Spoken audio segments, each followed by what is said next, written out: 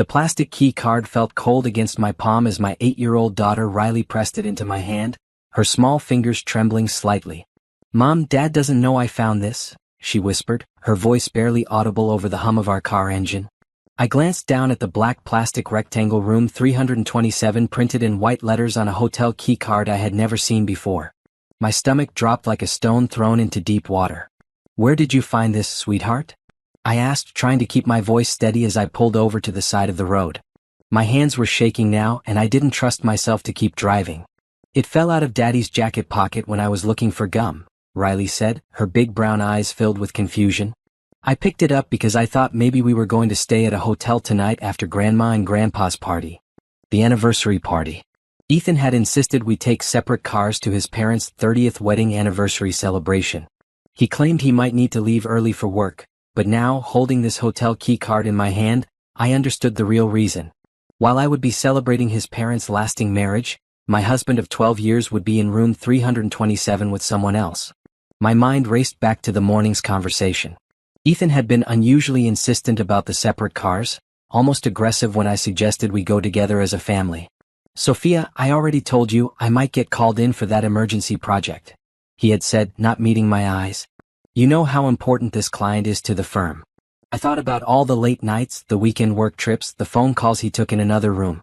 How long had I been blind to what was happening right in front of me? How many times had he looked me in the eye and lied?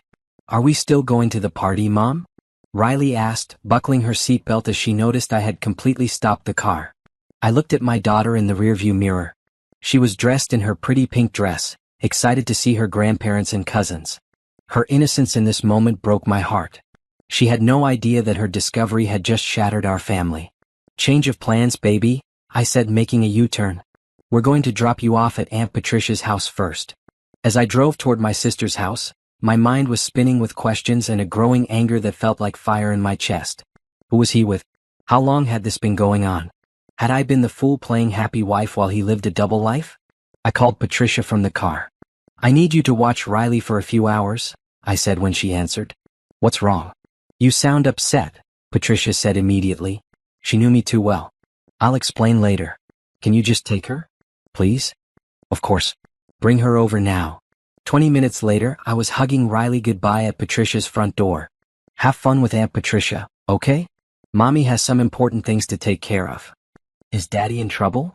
Riley asked, and the innocence in her question nearly broke me. "Adults sometimes make mistakes, sweetheart. But whatever happens, you are loved and safe, okay?" After leaving Riley, I sat in my car outside Patricia's house and stared at the hotel key card.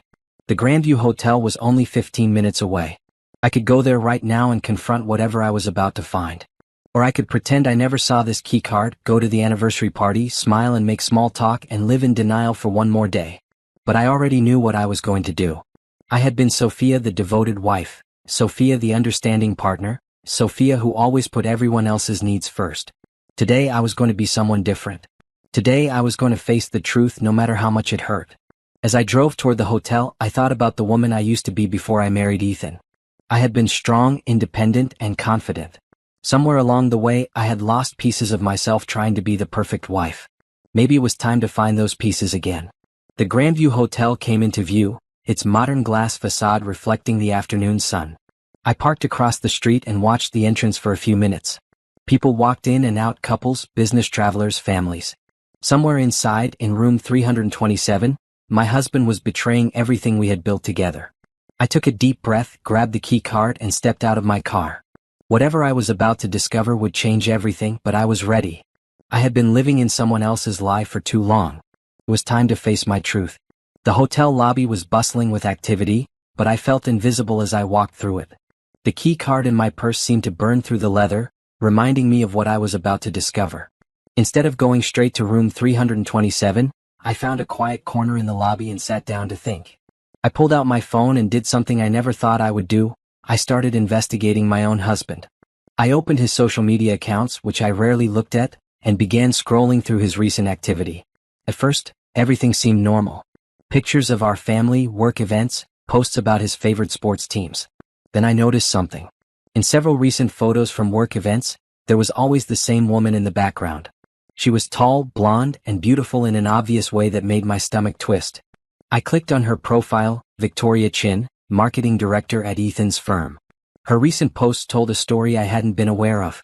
Work trips that coincided with Ethan's emergency projects. Restaurant check-ins at places he had told me were business dinners. Pictures of expensive gifts, a watch, jewelry, flowers, that she thanked her secret admirer for. My hands were shaking as I scrolled through months of evidence I had been too trusting to notice. Every late night, every weekend work trip, every excuse had been carefully crafted lies. The man I had shared a bed with, raised a child with, built a life with, had been living a completely separate existence. I needed more than social media evidence. I opened our shared bank account and began looking through recent transactions. What I found made me feel sick. Regular charges at expensive restaurants on days when Ethan claimed to be working late. Hotel charges in other cities during his business trips. Always for two people, always at romantic places rather than business hotels. The most damaging evidence was a jewelry store charge from just last week. $800 at a store I had never been to, on a day when Ethan told me he was in meetings all afternoon. I thought about the small diamond earrings Victoria had been wearing in her most recent selfie, the one she captioned, "Feeling spoiled today." My anger was growing stronger, but I was also becoming more focused. I took screenshots of everything, saved every piece of evidence. If Ethan thought he could live this double life and face no consequences, he was about to learn how wrong he was. I called our phone company and requested detailed call logs for Ethan's number. As his wife, I was authorized to access the account information. The customer service representative was helpful, emailing me 6 months of call records within minutes. The pattern was clear. Multiple calls and texts to Victoria's number every day, often late at night after I had gone to bed. Long conversations during his commute, quick check-ins throughout the day. They were talking more than he and I had talked in years. Next, I accessed our credit card statements online. More evidence piled up, charges for lingerie at stores I didn't shop at, purchases at expensive spas and salons that I had never been to, dinner charges for two at romantic restaurants while I was home alone with Riley, thinking my husband was working hard to provide for our family. The most painful discovery was a charge for a couple's massage at a luxury resort during a weekend when Ethan claimed to be at a business conference. I remembered that weekend clearly because Riley had been sick with the flu, and I had taken care of her alone while worrying about Ethan's important work trip. I sat in that hotel lobby for 2 hours, building a case against my own husband. Every piece of evidence felt like another betrayal, another lie uncovered. But I wasn't just angry anymore, I was determined. Ethan had clearly thought I was too naive, too trusting, too dependent on him to ever figure out what he was doing. He was about to discover how wrong he was about the woman he married. I looked up at the elevator bank, knowing that room 327 was just floors above me. I could go up there right now and confront them. I could scream and cry and make a scene. But that wasn't going to give me what I needed. What I needed was a plan. I drove to my lawyer's office instead. Janet Morrison had handled our house purchase and Riley's adoption paperwork. She was also one of the best divorce attorneys in the city, though I never thought I would need her services for that reason. Sophia? Janet looked surprised when her receptionist showed me into her office. Is everything all right? I placed my phone on her desk, showing her the evidence I had gathered. I need to file for divorce and I need to do it right. Janet listened as I explained everything I had discovered. She took notes, asked questions, and helped me understand what the next steps would be. She was professional and kind, but also direct about what I could expect. With this evidence, you have a strong case for fault-based divorce due to adultery, she said. That could impact property division and potentially spousal support. But Sophia, are you sure you don't want to try counseling first? Some marriages can recover from infidelity. No, I said firmly. This isn't a mistake or a moment of weakness. This is a pattern of lies and betrayal that has been going on for months, maybe longer.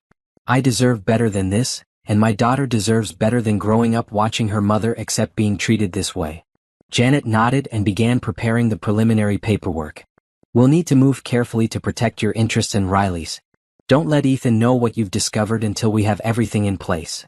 I left Janet's office feeling something I hadn't felt in years, powerful. For too long, I had let Ethan make all the important decisions in our marriage.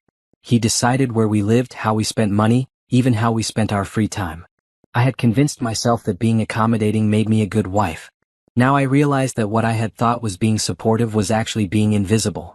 I had made myself so small in my own life that Ethan thought he could do whatever he wanted without consequences. He was about to learn that the woman he married was still there, and she was much stronger than he had ever given her credit for. The next morning, I woke up with a clarity I hadn't felt in years. Ethan was still asleep beside me, and for a moment, I studied his face. This man who I had loved, who I had built a life with, who I had trusted completely, was a stranger. How had I missed the signs for so long? While Ethan showered, I quietly went through his dresser drawers and closet, looking for anything else I might have missed. In his suit jacket pockets, I found receipts that told more of the story. Expensive lingerie purchases, jewelry, romantic dinner dates, all while he complained to me about our tight budget and suggested I cut back on my own small expenses. Hidden in his sock drawer, I found a second phone. My heart pounded as I turned it on. The phone was filled with text messages between Ethan and Victoria that made me feel sick to my stomach. Not just because of the obvious affair, but because of how they talked about me. "She has no idea," Ethan had texted just 3 days ago. "She's so focused on Riley and her little part-time job, she doesn't pay attention to anything else." Victoria's response was even worse. "When are you going to tell her? I'm tired of being your secret. I want to go public with our relationship." "Soon," Ethan had replied. "I just need to figure out the best way to handle things with the house in custody. She's so dependent on me, she'll be lost without me." The arrogance in those words made my anger burn even hotter. Dependent? Lost without him? I had been managing our household, raising our daughter, and working part-time while he played house with his girlfriend. He had no idea who I really was or what I was capable of. I took photos of every text message, every call log, every piece of evidence on that phone. Then I put it back exactly where I found it and continued my investigation. While Ethan was at work, I drove to Victoria's apartment building. I wasn't planning to confront her, I just wanted to see where my husband's other life took place. The building was upscale, much nicer than our family home. Victoria clearly made good money at the marketing firm. I sat in my car across the street and watched people come and go. Around lunchtime, I saw Ethan's car pull into the parking garage. My husband emerged and walked into the building like he belonged there, carrying a bouquet of flowers, the same type of flowers he hadn't brought me in over 2 years. An hour later, I watched them leave together. They looked like a couple in love, holding hands and laughing at something one of them had said. Victoria was wearing the diamond earrings I had seen in her social media photos, the ones Ethan had bought with our family's money. The sight of them together should have broken my heart, but instead, it strengthened my resolve. This wasn't a momentary lapse in judgment or a mistake.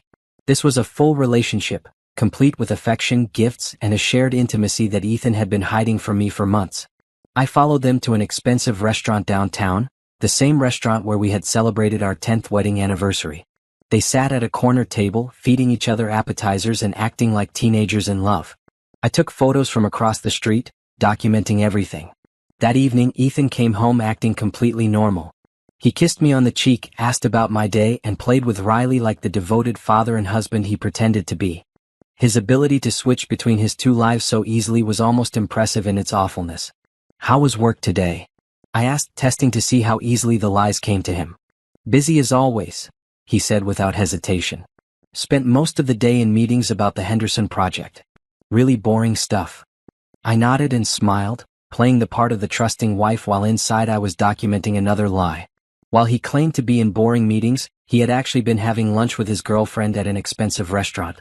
After dinner, while Ethan helped Riley with her homework, I continued gathering evidence.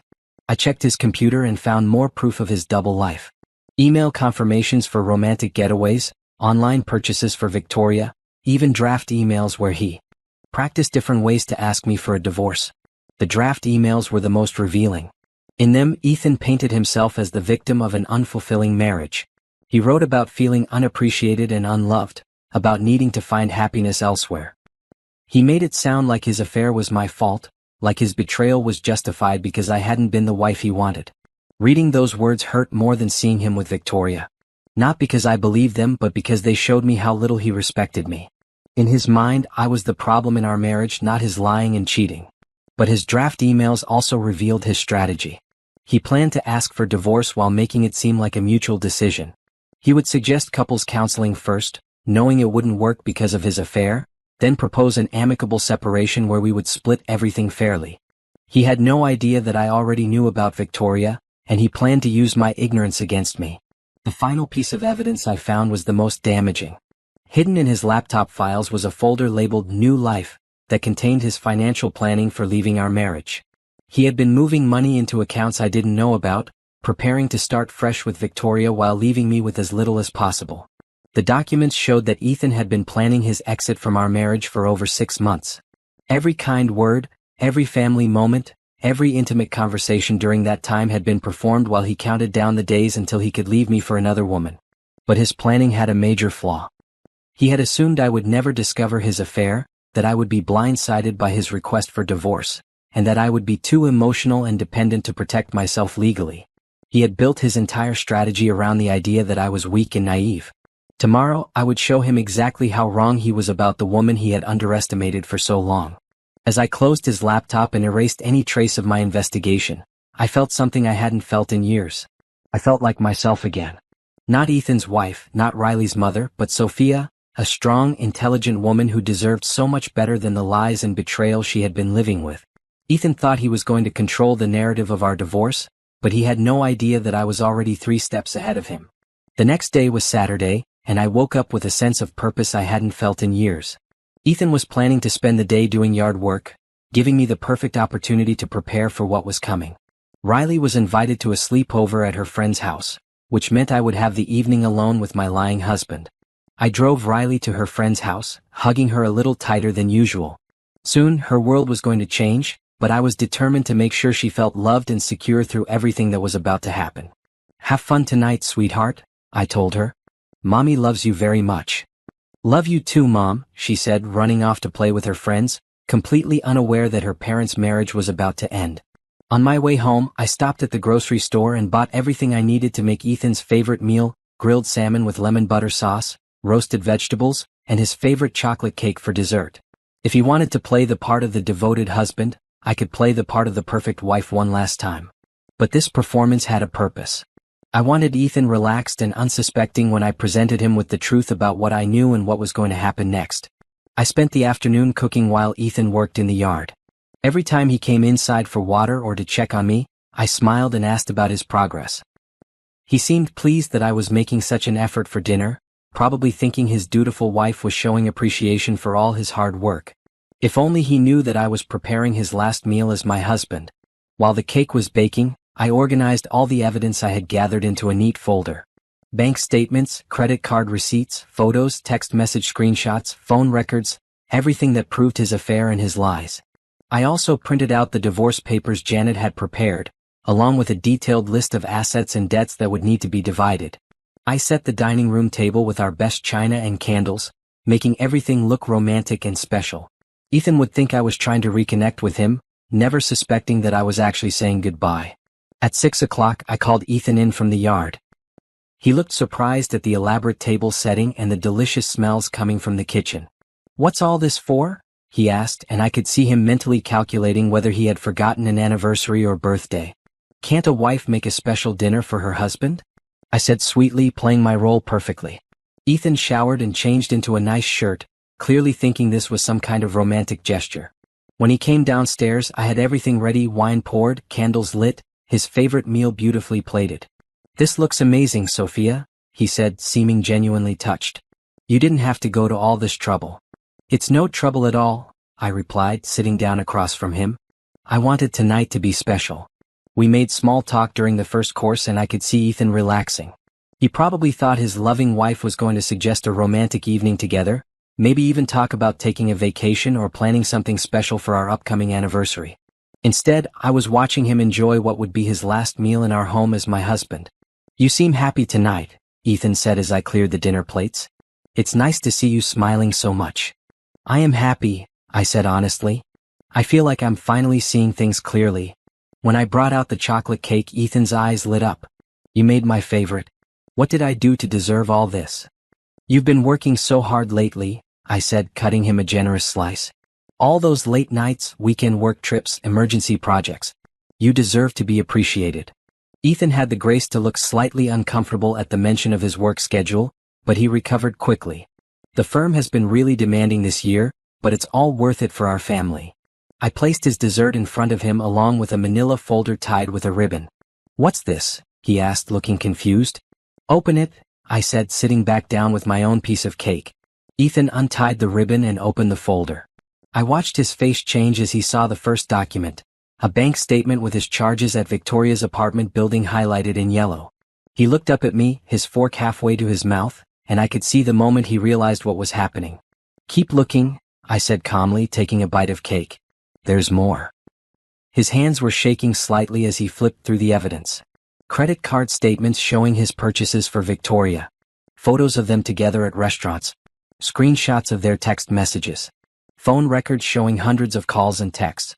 The color drained from his face as he saw the extent of what I had discovered. "Sophia, I can explain," he started. "No need," I said, holding up my hand. "Keep looking. The best part is at the bottom." He flipped to the last document in the folder, the divorce papers with my signature already in place, waiting for his. "You want a divorce?" he asked, and I could hear the shock in his voice. "I want a lot of things, Ethan," I said, maintaining my calm tone. "I want honesty. I want respect. I want a partner who doesn't lie to me every single day. Since you can't provide any of those things, yes, I want a divorce." Ethan set the folder down and looked at me like he was seeing me for the first time. "How long have you known?" "Riley found your hotel key card in your jacket pocket," I said. "Instead of going to your parents' anniversary party, I spent the afternoon investigating my own husband. It didn't take long to find everything." "The hotel?" he said weakly. "Room 327. I know all about Victoria, Ethan. I know about the lunches, the gifts, the weekend getaways, the apartment visits, the secret phone, the money you've been hiding. I know everything." Ethan was quiet for a long moment, staring down at the evidence of his betrayal. When he looked up, I could see him trying to figure out how to handle this situation. "Sophia, listen to me," he said, leaning forward. "This thing with Victoria, it just happened. I never meant for it to go this far." "Stop," I said firmly. "Don't insult me with lies. I've seen your text messages. I've seen your financial planning. This has been going on for months, and you've been planning to leave me while making it look like it was a mutual decision." His face flushed red as he realized how much I actually knew. "I want you to sign the divorce papers tonight," I continued. "You can stay in the guest room until you find somewhere else to live, but our marriage is over." "What about Riley? What about everything we've built together?" he asked desperately. "You should have thought about that before you decided to build a secret life with another woman," I replied. "Riley will be fine. She deserves to see her mother standing up for herself instead of accepting betrayal." Ethan stared at me for another long moment, and I could see him processing this new version of his wife. The woman sitting across from him wasn't the accommodating, trusting person he thought he had married. This woman was strong, prepared, and completely done with his lies. "Sign the papers, Ethan," I said again. "It's over." Ethan pushed the chocolate cake away, untouched, and picked up the divorce papers again. His hands were shaking as he read through the terms Janet had drafted. I watched him realize that this wasn't going to be the amicable, controlled divorce he had been planning. "These terms are ridiculous, Sophia," he said finally. "You're asking for the house, primary custody of Riley, and half of everything, including my retirement accounts. I'm asking for what I deserve after 12 years of marriage and raising our daughter while you played house with your girlfriend," I replied calmly. "Those terms are actually quite fair, considering I could ask for more based on your adultery. You can't prove adultery in court just because I can prove everything, Ethan," I interrupted, tapping the folder. "I have photos, financial records, text messages, hotel receipts, and a witness." "What witness?" "Your 8-year-old daughter, who found your hotel key card and asked me why Daddy had a room somewhere else," I said, watching him flinch. "Do you really want to put Riley through a custody battle where she has to testify about finding evidence of your affair?" Ethan was quiet for a long moment, and I could see him calculating his options. He was finally realizing that his careful planning meant nothing because I held all the cards now. "This isn't you, Sophia," he said, trying a different approach. "You're angry right now, and I understand that, but you're not a vindictive person. We can work this out reasonably." "You're right," I said. "I'm not normally vindictive. I'm usually understanding and forgiving and willing to see the best in people. But you know what else I'm not? I'm not stupid, and I'm not weak, and I'm not going to let you control this situation the way you controlled our entire marriage. I never controlled our marriage. Really?" I stood up and walked to our kitchen bulletin board, pulling down a piece of paper. "This is the budget you created for our household expenses. Notice how it includes money for your golf membership, your expensive lunches, and your weekend trips, but I had to ask permission to buy a $20 pair of shoes for Riley." I pulled down another piece of paper. "This is the vacation plan you made for last summer. Notice how we went to the beach resort you wanted to visit, stayed at the hotel you chose, and did the activities you were interested in. When I suggested the mountain cabin I wanted to try, you said we couldn't afford it. I walked back to the table and sat down. This is our social calendar that you organize.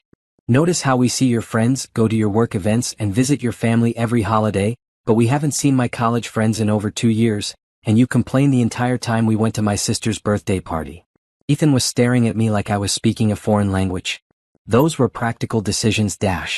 Those were controlling decisions, I corrected. You've been making unilateral choices about our life together while making me feel like I had input. The only difference between your marriage planning and your divorce planning is that now I know what you're doing. I could see him trying to process this version of me that he had never encountered before. For 12 years, I had been the accommodating wife who went along with his preferences to keep the peace. He had no idea how to handle a woman who was standing up for herself. Sophia, please, he said, reaching across the table toward my hand. Let's not do this. We can go to counseling. We can work through this. I pulled my hand away. Why would I want to work through your betrayal? So you can lie to me more effectively next time? I would end things with Victoria. I would commit to making our marriage work. Because you got caught, I said. Not because you realized you were wrong, not because you missed me, not because you wanted to be a better husband. Because you got caught and you're trying to minimize the consequences.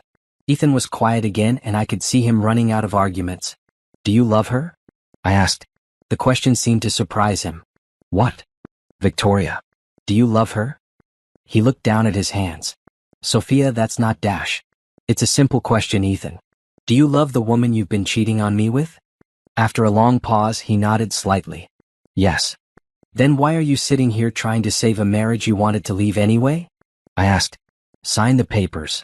Go be with the woman you love. Let me find someone who actually wants to be with me. It's not that simple, dash. It is exactly that simple, I said firmly. You made your choice when you started the affair. You made your choice when you spent our money on another woman. You made your choice when you lied to me every single day for months. Now I'm making mine.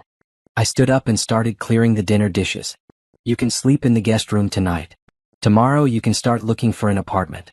I want you moved out within 2 weeks. What about Riley? Riley will stay with me in the house she's always known as home. You can see her on weekends and holidays, assuming you can fit her into your schedule with Victoria. Ethan finally signed the divorce papers, his signature shaky and uncertain. As he wrote his name, I felt a weight lift off my shoulders that I hadn't even realized I was carrying. I need to call Victoria, he said quietly. I need to explain what's happening.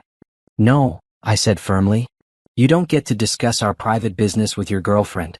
You can tell her you're getting divorced, but the details of our separation are between us. Sophia dash. Those are my terms, Ethan. Take them or I'll make this much more difficult for everyone involved. He nodded reluctantly and went upstairs to pack some clothes for the guest room. I finished cleaning the kitchen and put away the good china, feeling like I was closing a chapter of my life that I had outgrown long ago. Later that night, as I lay alone in our bedroom for the first time in 12 years, I didn't feel sad or scared or lonely. I felt free. For the first time in years, I could make decisions based on what I wanted instead of what would keep Ethan happy. Tomorrow I would start building a new life for Riley and me. A life based on honesty, respect, and the knowledge that I deserved so much better than what I had been accepting. The woman Ethan had underestimated was about to show him exactly what she was capable of achieving on her own. The next morning, I woke up before my alarm and felt something I hadn't experienced in years, excitement about the day ahead. For the first time in longer than I could remember, I could make plans without considering what Ethan would think or prefer. I made coffee and sat at the kitchen table, making a list of everything I needed to do. Call Janet to file the divorce papers. Change the locks on the house. Open my own bank accounts. Update my emergency contacts at Riley's school. Start planning a life that belonged entirely to me. Ethan came downstairs around 8, looking like he hadn't slept much. His hair was messy and his eyes were red, making him look older than his 36 years. We need to talk about telling Riley, he said, pouring himself coffee with shaking hands. We need to tell her the truth, I replied. That you made choices that hurt our family and that mommy and daddy are going to live in different houses now, but we both still love her very much. You're going to tell an 8-year-old that I had an affair? I'm going to tell her that you broke promises you made to our family. She's smart, Ethan. She already knows something is wrong. Children always know. Ethan sat down across from me looking defeated. How do we do this without destroying her? We put her needs first, which is something you should have thought about before you started your relationship with Victoria, I said. Riley will be fine because she'll have one parent who is honest with her and puts her first. My phone rang, interrupting our conversation. It was Patricia. Sophia, what's going on? Riley called me this morning asking if she could stay here longer because she's worried about you and Ethan fighting. I looked at Ethan, who had the grace to look ashamed. Can I pick her up in an hour? We need to have a family conversation. Of course. Is there anything I can do? Just love us through this, I said. Everything is going to be okay. After I hung up, Ethan tried one more time to change my mind. Sophia, please reconsider. We could try separation first, maybe counseling. Stop, I said firmly. You don't get to negotiate anymore. You made your choices and now you live with the consequences. I drove to Patricia's house to pick up Riley, mentally rehearsing how to explain divorce to an 8-year-old. When I arrived, Patricia pulled me aside. Riley said you seemed upset yesterday and she's been worried all night, Patricia said. She's such a sensitive kid. She's going to be okay, I said. It might be hard for a while, but she's going to see her mother standing strong and making good decisions for both of us. Riley ran to me when she saw me, wrapping her arms around my waist. Mom, are you okay? You seemed sad yesterday. I'm actually better than I've been in a long time, sweetheart, I said honestly. But Daddy and I need to talk to you about some changes that are going to happen. The drive home was quiet, with Riley sensing the seriousness of whatever was coming. When we got to the house, Ethan was waiting in the living room looking nervous and guilty. Riley, come sit with us, I said gently. We have something important to tell you. She sat between us on the couch, looking back and forth between our faces with the intuition that children have about adult problems. Sometimes when grown-ups get married, they promise to love and take care of each other forever, I began. But sometimes people change and those promises get broken. Are you getting divorced? Riley asked quietly. The question surprised both Ethan and me. How do you know about divorce, baby? I asked. Emma's parents got divorced last year. She said they fought a lot and then her dad moved to an apartment. I looked at Ethan, who was staring at his hands. Yes, sweetheart. Daddy and I are getting divorced. Is it because of me? She asked, and my heart broke a little. No, baby. This has nothing to do with you. You are the best thing that ever happened to both of us, and nothing will ever change how much we love you. Then why are you getting divorced? I chose my words carefully. Daddy made some choices that hurt our family. When people break important promises, sometimes the only way to fix things is to make new arrangements. Riley was quiet for a moment, processing this information. Will I still see Daddy? Of course, Ethan said, speaking for the first time. I'll always be your dad and I'll always love you. I just won't live in this house anymore. Where will you live? I'll find an apartment nearby, and you can visit me on weekends and holidays. Riley nodded solemnly, seeming to understand more than an 8-year-old should have to. Can I still have sleepovers with Emma? Yes, baby. Your life is going to stay as normal as possible. After we finished talking with Riley, she went upstairs to play, seeming to handle the news better than I had expected. Children are often more resilient than adults give them credit for. She took that well, Ethan said. She's been preparing for this conversation without realizing it, I replied. Kids always know when something is wrong at home. The rest of the day was awkward but civil. Ethan packed more clothes and personal items while I started the process of separating our lives. I called the bank to remove him from our joint checking account and opened a new account in only my name. I called our insurance company to understand how the divorce would affect our coverage. I called Riley's school to update them on our family situation. Each phone call felt like taking back a piece of my independence that I had given up without even realizing it. That evening, after Riley went to bed, Ethan tried one last conversation. I know you don't believe me, but I am sorry, Sophia. I never wanted to hurt you. You're right, I don't believe you, I said. If you didn't want to hurt me, you wouldn't have had an affair. You would have talked to me about whatever problems you thought we had. You would have been honest instead of living a double life. I was scared to talk to you. I thought you would be devastated. So instead you decided to lie to me for months and plan to leave me for another woman? That was your solution to not wanting to devastate me? Ethan didn't have an answer for that. The truth is, Ethan, you weren't thinking about me at all. You were thinking about yourself and what you wanted, and you convinced yourself that your lies were somehow protecting me. But they weren't. They were protecting you from having to deal with the consequences of your choices. 2 weeks later, Ethan moved into a one-bedroom apartment across town. Riley helped him pack his books and pictures, treating it like an adventure rather than a tragedy. Her resilience amazed me every day.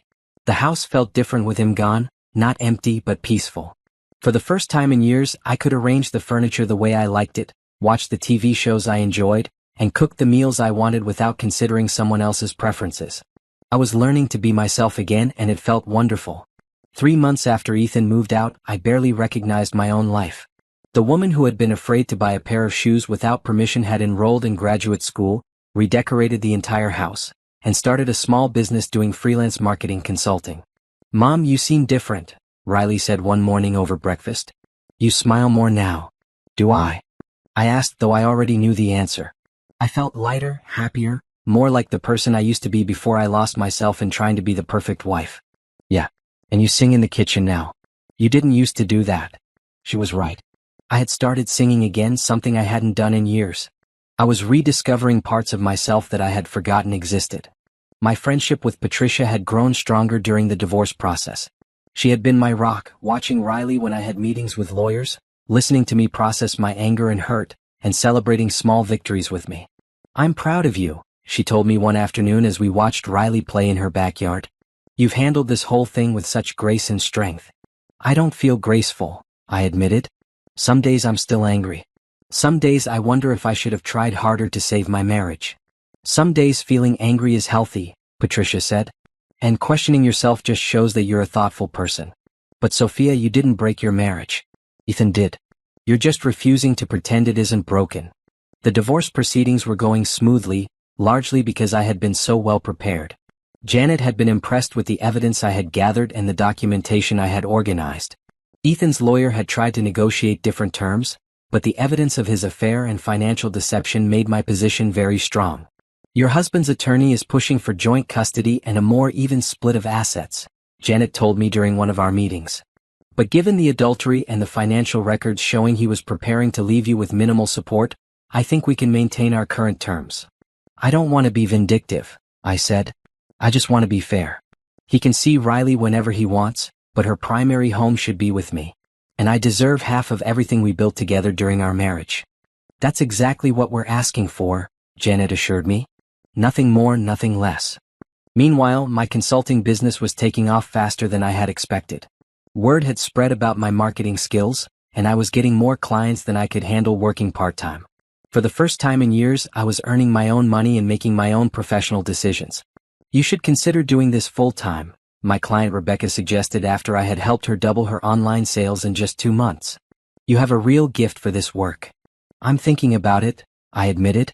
"I want to make sure Riley has enough of my attention, but I love working again."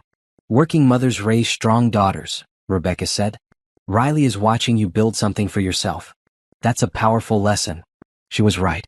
Riley had become more independent and confident as she watched me take control of my life. She helped me with small tasks for my business, felt proud when I got new clients, and seemed to enjoy our quieter evenings at home.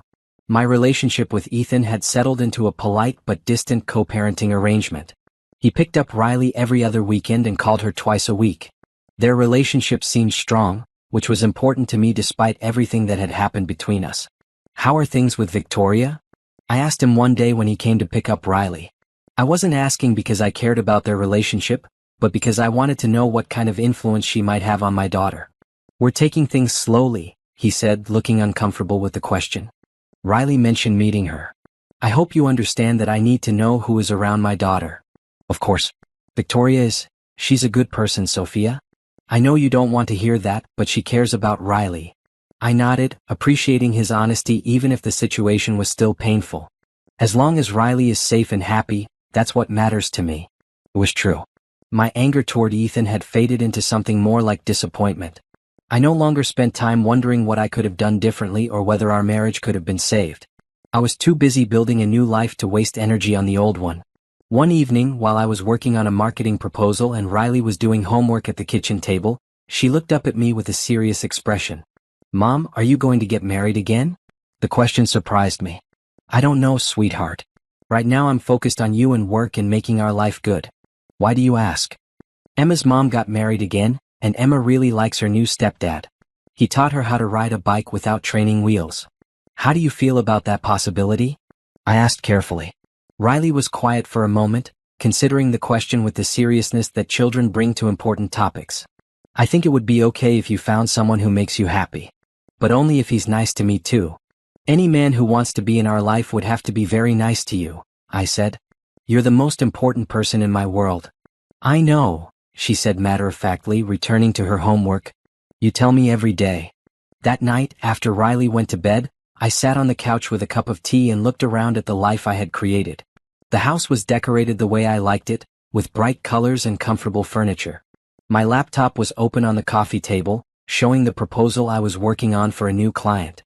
Family photos showed Riley and me smiling together at the zoo, at her school events, at the beach vacation we had taken just the two of us. For the first time in years, I felt proud of my life. Not proud of how well I accommodated someone else's needs, but proud of what I had accomplished on my own. I was no longer Ethan's accommodating wife or a woman defined by her marriage. I was Sophia, a successful businesswoman, a devoted mother, and a strong person who had taken control of her own story. The best part was that this was just the beginning. The call came on a Tuesday morning while I was reviewing marketing plans for a new client. I saw Ethan's mother's name on my phone and hesitated before answering. Margaret had always been kind to me, but I wasn't sure how she felt about the divorce. Hello, Margaret, I said carefully. Sophia, dear, I hope you don't mind me calling. I wanted to talk to you about something important. Of course. What can I do for you? I need you to know that Richard and I don't approve of what Ethan did to you and Riley. We raised him better than that. The word surprised me.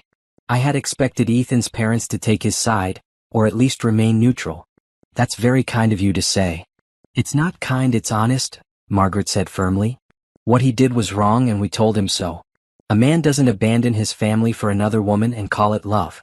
That's selfishness, not love. I felt tears in my eyes, not from sadness but from relief. Having Ethan's own parents acknowledge what he had done somehow validated my feelings in a way I hadn't expected. We want you to know that you and Riley will always be family to us, Margaret continued. This divorce doesn't change that. Riley is our granddaughter, and you've been like a daughter to us for 12 years. Thank you, I managed to say. That means more to me than you know. We'd like to continue having Riley for visits, if that's all right with you. And we'd like you to come to family gatherings. You belong there as much as anyone. After I hung up, I sat in my kitchen crying tears of gratitude. I had been prepared to lose Ethan's family along with my marriage, but instead I was gaining allies I hadn't expected. The next surprise came from an even more unexpected source. Victoria called me. Sophia? This is Victoria Chin. I think we need to talk. My first instinct was to hang up, but curiosity stopped me. What do you want to talk about? About Ethan. About what really happened. Can we meet for coffee? I promise I'm not trying to cause trouble. Against my better judgment, I agreed to meet her at a coffee shop downtown. I arrived first and chose a table in the back corner, wondering what Ethan's girlfriend could possibly want to say to me. Victoria walked in exactly on time, and I was struck by how different she looked from her social media photos. She seemed nervous, tired, and younger than I had expected. Thank you for meeting me, she said, sitting down across from me. I wasn't sure you would. I'm not sure why I did, I replied honestly. Victoria ordered coffee and then looked directly at me. I need you to know that Ethan lied to me too. What do you mean? He told me you were already separated. He said you were living like roommates, that you were planning to divorce anyway, and that he was just waiting for the right time to make it official. I stared at her, processing this information. When did he tell you that? From the beginning. The first time we went out, he said he was technically still married but that it was over in every way that mattered. He said you knew about us. I had no idea you existed until 2 weeks ago, I said. Victoria nodded, looking ashamed. I know that now. When he told me you were filing for divorce, I expected him to be relieved. Instead, he was devastated. That's when I realized he had been lying to both of us. She pulled out her phone and showed me text messages between her and Ethan. Look at these. After you confronted him, he begged me to wait while he tried to fix things with you. He said he realized he had made a mistake. Reading the messages was surreal. Ethan was telling Victoria that he loved her but needed time to work things out with me. He was telling her that I was being unreasonable and vindictive, that I was making the divorce harder than it needed to be. He's been lying to you too, I said, handing her phone back. I know. That's why I wanted to talk to you. I'm not proud of having an affair with a married man, but I honestly believed his marriage was already over. I would never have gotten involved if I had known the truth. Victoria's voice was shaking, and I could see that she was genuinely upset. What are you going to do now? I ended things with him yesterday, she said. I told him I couldn't be with someone who would lie to his wife and his girlfriend. If he could deceive both of us so easily, how could I ever trust him? I felt an unexpected sympathy for this woman who had also been manipulated by Ethan's lies. I'm sorry he lied to you too. I'm sorry I was part of hurting you and Riley, she said. I know that doesn't fix anything, but I needed you to know that I never intended to break up a happy marriage. We talked for another hour, and I learned that Victoria's version of Ethan was different from mine.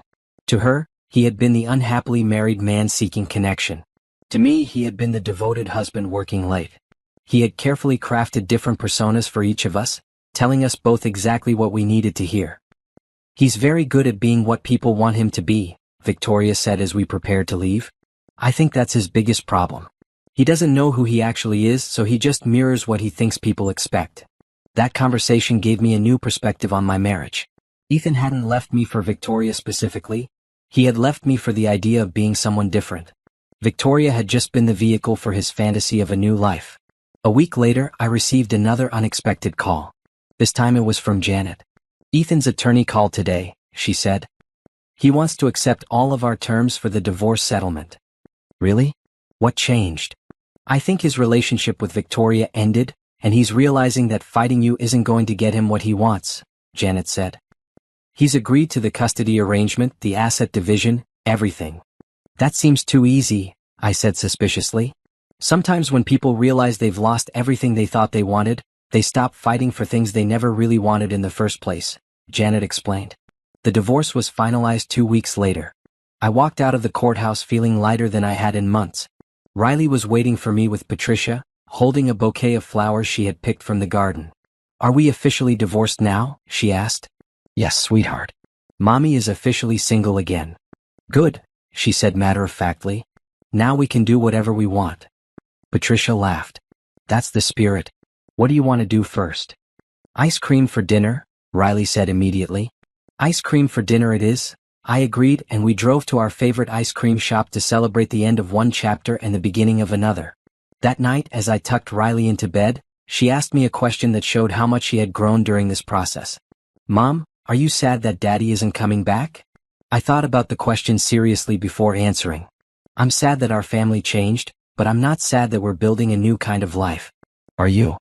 No, she said. I like it when it's just us. We laugh more now. She was right. We did laugh more. We were building something together that belonged entirely to us, and it felt wonderful. 6 months after the divorce was finalized, I was thriving in ways I hadn't expected. My consulting business had grown so much that I hired an assistant and rented a small office downtown. Riley was excelling in school and had made new friends in her after-school art program. We had created a life that felt full and purposeful. The final legal documents arrived on a Tuesday morning. Janet had negotiated everything exactly as we had wanted. I kept the house, received half of all marital assets, and had primary custody of Riley with generous visitation for Ethan. More importantly, I was financially secure enough to build the future I wanted for Riley and myself. You did well, Sophia, Janet said when I called to thank her. You went into this process prepared and focused, and you got exactly what you deserved. I still can't believe how smoothly everything went once Victoria talked to him, I said. Sometimes people need to lose everything they thought they wanted before they realize what they actually had, Janet replied. Ethan learned that lesson the hard way. That afternoon, I received an unexpected visitor. Margaret knocked on my door, carrying a casserole and wearing a determined expression. I brought dinner, she announced, walking into my kitchen like she had done dozens of times during my marriage. And I have something to tell you. Riley ran to hug her grandmother while I set the table for the casserole. Margaret had continued visiting us regularly since the divorce, maintaining her relationship with both Riley and me despite her son's actions. Ethan came to see us last weekend, Margaret said once Riley had gone upstairs to do homework. He wanted to talk about getting back together with you. I nearly choked on my coffee. What did you tell him? I told him he was 6 months too late and about 10 years too selfish, Margaret said bluntly. I told him that you had built a beautiful life without him, and he had no right to try to disrupt it now that his girlfriend had left him. Victoria told him the same thing when she ended their relationship, I said. She said she couldn't trust someone who had lied to both of us so easily. Margaret nodded approvingly. Smart woman. I never liked the idea of her, but I respect her for having standards. Did Ethan say anything else? He said he realized he had made a mistake, that he missed his family, that he wanted to try again, Margaret said. I told him that some mistakes can't be fixed, and this was one of them. You can't betray someone's trust and expect them to welcome you back when your other options don't work out. I was grateful for Margaret's support, but I was also curious about Ethan's state of mind. How did he seem? Lost, Margaret said honestly. I think he's finally realizing that the grass wasn't greener on the other side. His apartment is lonely, his relationship with Victoria fell apart, and he's watching you build a successful life without him. Reality is setting in. That evening, Ethan called to talk to Riley. Their conversation was normal. He asked about school, her friends, her art projects. But when Riley handed me the phone to discuss weekend plans, Ethan's tone changed. Sophia, I was wondering if we could talk sometime. Just the two of us. About what? About us. About our family. About whether there might be a chance to work things out. I was quiet for a moment, choosing my words carefully. Ethan, there is no us anymore. There's you and there's me and there's Riley, who we both love. That's it. But what if I could prove that I've changed? What if I could show you that I understand what I lost? You can't prove you've changed in 6 months, and I don't need you to show me what you lost, I said firmly. I need you to focus on being the best father you can be to Riley. That's the only relationship between us that matters now. Sophia, please dash. No, Ethan. I'm not interested in trying again. I'm not interested in seeing if you've learned your lesson. I'm not interested in being your backup plan now that Victoria is gone. I'm building a life that makes me happy, and you're not part of it. After I hung up, I felt proud of how clearly I had communicated my boundaries. The woman I used to be might have considered his request, might have wondered if she owed him a second chance, might have felt guilty for being so definitive. But I wasn't that woman anymore. A few weeks later, I learned that Ethan had tried to reconcile with Victoria as well. She had rejected him just as firmly as I had, telling him that she couldn't be with someone who only wanted her when his first choice wasn't available. He's been calling me every few days, Victoria told me when she called to give me a heads up. I thought you should know in case he escalates with you too. He asked to meet and talk about working things out, I said. I told him no. Good. I think he's finally realizing that actions have consequences, but I don't think he's learned enough to actually change. He just wants to undo the consequences without doing the work. Victoria was right. Over the next few months, Ethan made several attempts to insert himself back into my life. He volunteered to help with house repairs I hadn't asked for help with. He brought me flowers on my birthday, which I politely refused. He suggested family dinners for Riley's sake, which I declined. Each time I remained polite but firm. I wasn't angry anymore, but I also wasn't interested in giving him opportunities to manipulate me again. The final validation came from an unexpected source. Richard, Ethan's father, came to see me one afternoon while Riley was at school. I owe you an apology, Sophia, he said, sitting in my living room looking uncomfortable. You don't owe me anything, Richard. Yes, I do. I raised a son who thought he could have everything he wanted without considering how his choices affected other people. I should have taught him better. Ethan is an adult who made his own choices, I said. You're not responsible for what he did.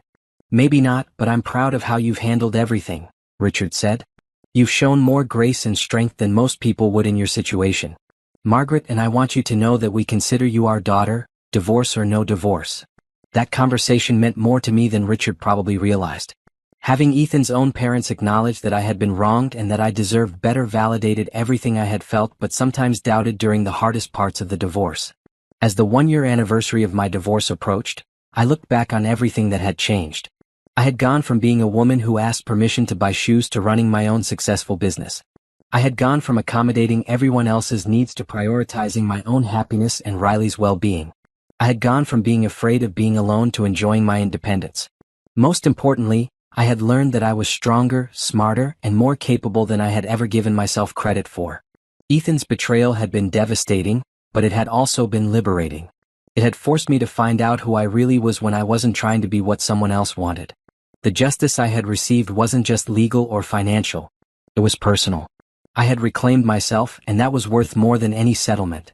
1 year after discovering that hotel key card in Riley's small hand, I stood in my newly renovated kitchen, looking out at the garden Riley and I had planted together.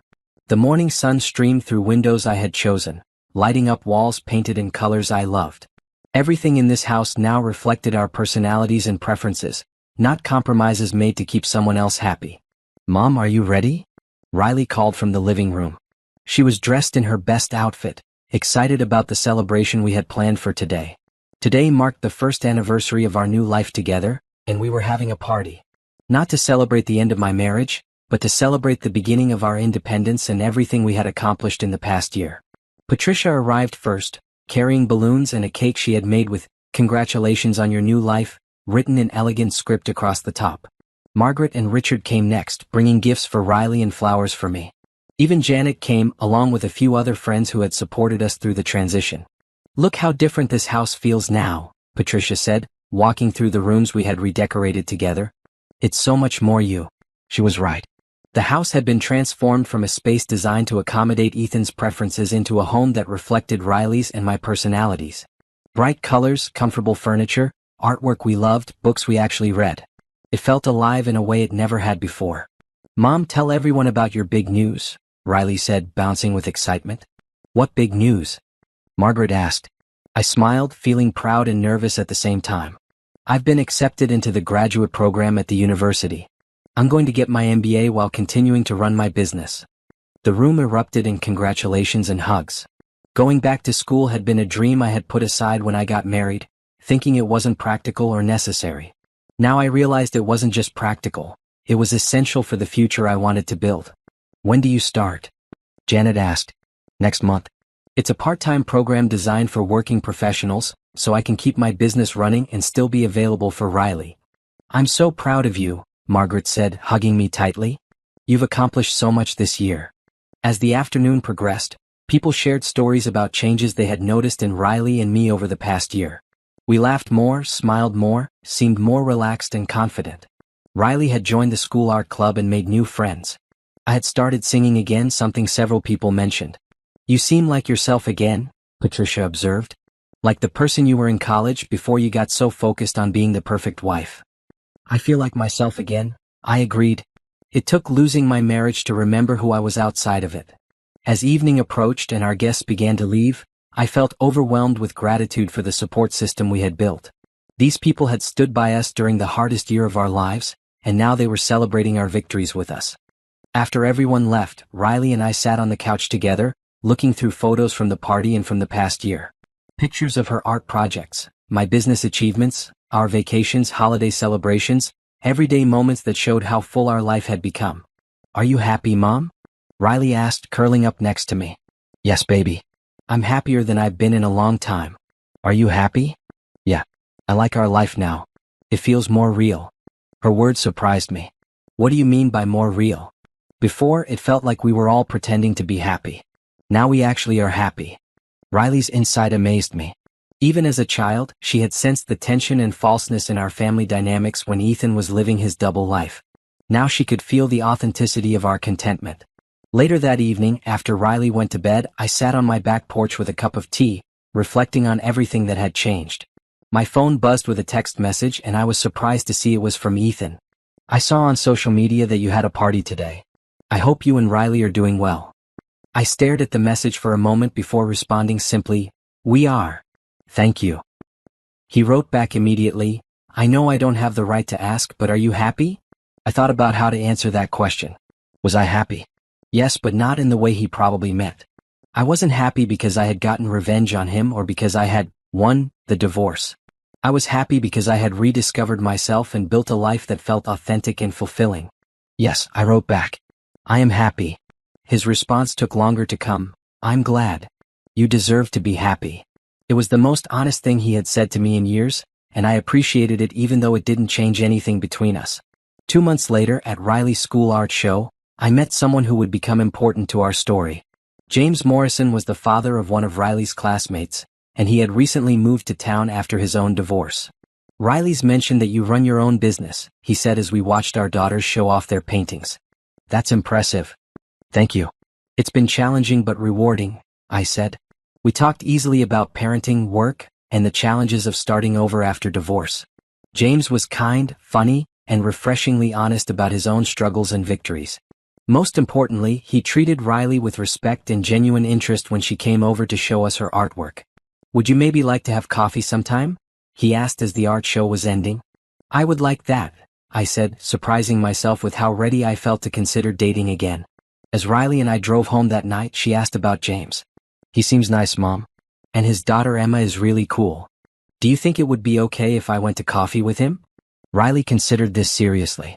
Will you still have time for me? Always, baby. You're my priority and that will never change. Then I think it's okay. You deserve to have friends who make you smile. 6 months later, James and I were in a committed relationship. He was everything Ethan hadn't been: honest, supportive, and genuinely interested in my thoughts and feelings. More importantly, he loved Riley and she adored him. Are you going to marry James? Riley asked one day as we worked in our garden together. Maybe someday, I said. How would you feel about that? I think it would be good. He makes you laugh and he helps with my math homework and he doesn't try to change everything about our house. That last comment made me smile. James had seamlessly fit into the life Riley and I had built together rather than trying to recreate it around his preferences. He added to our happiness without subtracting from our independence. 2 years after my divorce, I graduated with my MBA, expanded my business into a small firm, and bought a vacation house at the beach where Riley and I spent our summers. My consulting firm now employed 5 people and had clients across 3 states. On a warm Saturday morning, as I sat on the deck of our beach house watching Riley and James build sandcastles with his daughter Emma, I received a call that put everything into perspective. It was Victoria. Sophia, I hope you don't mind me calling. I have some news I thought you should know. Of course. What's going on? Ethan contacted me last week. He's getting married.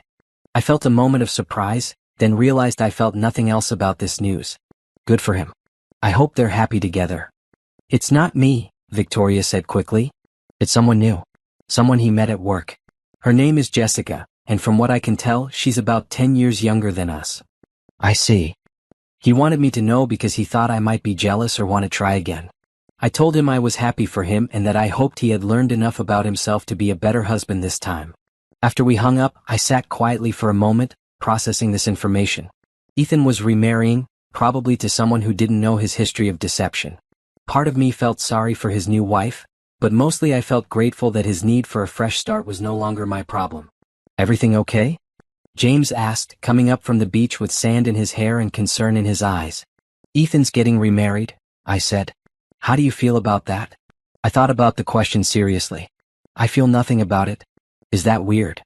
I think it's healthy, James said, sitting down beside me. It means you've really moved on. That evening, I had a conversation with Riley about her father's upcoming marriage. She took the news with the same mature perspective she had shown throughout our divorce. Will I have to go to the wedding? She asked. Only if you want to. Your relationship with your father is separate from his relationship with his new wife. I don't think I want to go, she said after thinking about it. I don't really know her and it might be weird. That's perfectly fine, sweetheart. You don't have to do anything that makes you uncomfortable. Riley's relationship with Ethan had evolved into something that worked for all of us. She saw him every other weekend and enjoyed their time together, but she was clear that her primary home and happiness were with me. Ethan had become a loving but peripheral figure in her life, which seemed to suit everyone involved. The wedding took place 3 months later. Ethan had invited Riley but respected her decision not to attend. Margaret and Richard went, more out of duty than enthusiasm, and reported back that it had been a small, simple ceremony. How did he seem? I asked Margaret when she called to tell me about it. Happy, but in that nervous way people are when they're trying very hard to be happy, she said. Jessica seems nice enough, but she's very young. I wonder if she knows what she's getting into. That's not our concern anymore, I reminded her. Ethan's choices are his own to make and live with. You're right, of course. I just hope he's learned enough to do better this time. I hoped so too, for Jessica's sake and for Riley's sake. But his success or failure in his new marriage was no longer connected to my happiness or well-being. 6 months after Ethan's wedding, James proposed to me on the same beach where we had spent so many happy weekends with our daughters. The proposal was simple and perfect, no grand gestures or public displays, just a quiet moment between 2 people who had found genuine love and partnership. Are you sure you want to take on a ready-made family? I asked him after I said yes. Sophia, you and Riley aren't something I'm taking on. You're something I'm grateful to be included in, he said. You built something beautiful together, and I'm honored that you're letting me be part of it. Our wedding was everything my first wedding hadn't been: authentic, joyful. and focused on celebrating the love we had found rather than putting on a show for other people. Riley was my maid of honor, Emma was our flower girl, and we exchanged vows we had written ourselves in front of the people who had supported us through our journeys to find each other. Today we're not just joining our lives together, I said in my vows.